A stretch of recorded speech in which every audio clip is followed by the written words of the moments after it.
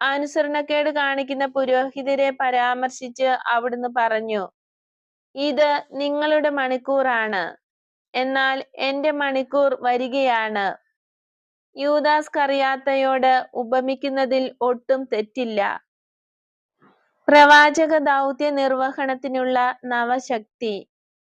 ഒരു ദിവസം കുർബാനയുടെ മധ്യേ ഈശോ എനിക്ക് ഒരു മുന്നറിയിപ്പ് തന്നു. ഈശോ തരുന്ന സന്ദേശങ്ങൾ കടലാസിൽ എഴുതി കൈമാറുന്നത് തിടുക്കത്തിൽ ചെയ്തു തീർക്കണം.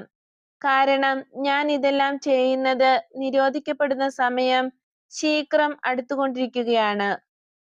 അപ്പോൾ പ്രത്യാശ നഷ്ടപ്പെട്ട ഞാൻ മുഴുവൻ സമയവും ഈ സന്ദേശങ്ങൾ എഴുതുന്നതിൽ ചെലവഴിക്കേണ്ടി വരുന്നത് വളരെ ക്ലേശകരമാണെന്ന് ഈശോയോട് പരാതിപ്പെടാൻ തുടങ്ങി.